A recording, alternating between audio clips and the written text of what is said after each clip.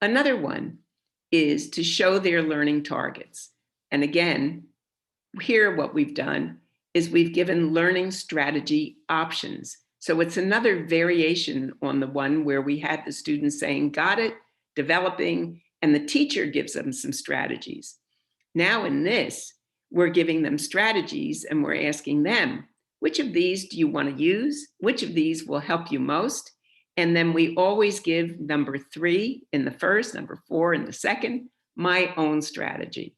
So what we're doing here is we're cultivating and developing strategic thinkers, students who can become more strategic. It's more personalized. It's all about me, who I am, and what works for me. So some would say, what works for me both is I always like to have a partner. That happens to be my preferred. However, I know people who say, I like to be left alone. I remember one teacher said to me when I was asked to coach her in terms of developing some progress with curriculum design and development. And I asked her, tell me a little bit about what works best for you when you're a designer. And she said, if I could have time to just sit in the library all by myself, surround myself with some books that I've chosen, and just think, reflect, and work, I would do the best job possible. And instead, I'm constantly being asked to get in a group, to work with other teachers, to do this work collaboratively. I'm not opposed to collaboration, but for me, my best work is done when I just have time to think and reflect alone. So notice, this is something that we need to not only know about ourselves, but be advocates for, learn to develop the voice, be able to say to the teacher, you know, I know that everybody else is working in groups, but for this particular development of a skill, I need to be on my own. I need to have time to reflect before I join the group.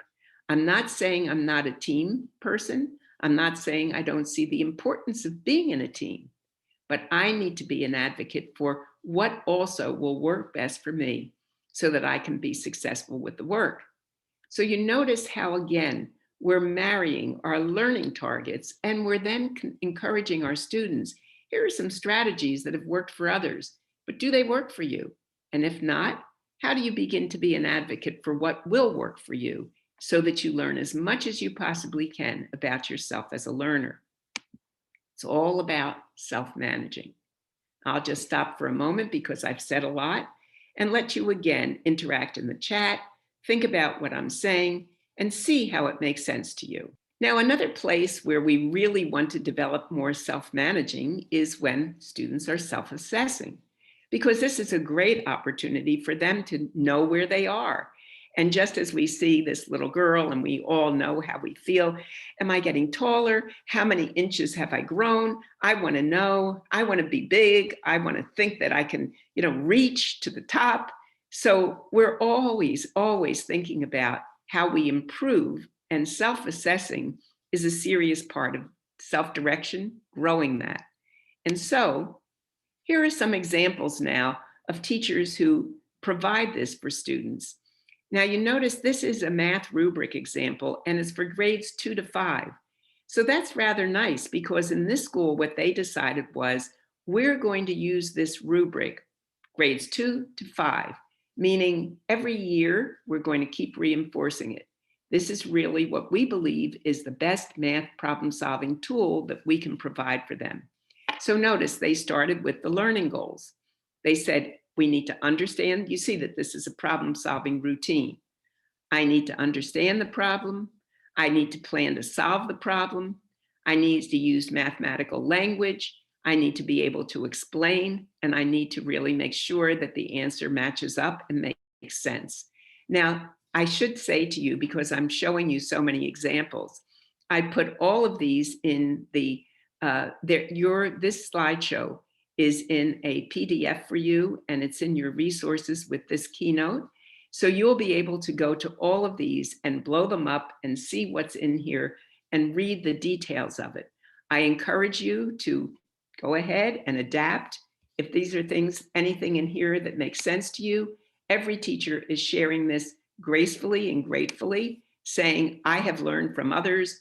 I'm sharing my ideas with you. So feel free. I think we all as teachers share well with one another, using and developing these ideas. But I want to point out something really important, and that is, notice the language across the top of this rubric. I'm a novice, meaning, gee, I'm just starting and I need the problem. I read the problem, but I didn't get it. I just didn't get it. And then emerging, I read the problem. I tried to figure it out, but I couldn't figure out what was important. And then we get to proficient. I read the problem and identified what was important. And finally, in exemplary, I read the problem, identified what was important and the ideas behind it. Now, notice that it's a progression. And again, it moves from gradually becoming more self-directed and also knowing where I am in the scale from a beginner. Remember the learning pit. If I believe that the backstory is that you don't get to exemplary without going through some of the steps, that exemplary is kind of, I'm there and I got it. But the backstory is often, I need to think about it. I need to read the problem better. I need to understand what was important. And then I'm making my way out of the pit. And now I'm reading the problem, identifying what it was, and knowing what's important. I also want to point out to you that I think that the language of novice to exemplary is a better language, in my opinion, in terms of the message that we give students. Sometimes I see the message being, awesome, you got it, you're great, awesome. And I'm a little concerned sometimes that those awesome counterpoint to, not yet, you're not there yet, I think kind of sometimes delivers a message to students that I may never be awesome. I sure wish I could be awesome. I'm just suggesting that we pay attention to the descriptors in a rubric that deliver a message to students and to make sure that they are as inclusive as possible. And also, always, I share that learning pit with students. Teachers do all the time. It makes sense. There are lots of other examples of learning pits. If you Google learning pit, you'll see lots of other graphics. But I think it's really important for students to know we all go down the pit. So don't ever say, this is so hard, I'll never get it, because we all go down the pit. The smartest kid in the class has gone down the pit for something and knows what it means to struggle. So this is lovely because this can show how you progress over time.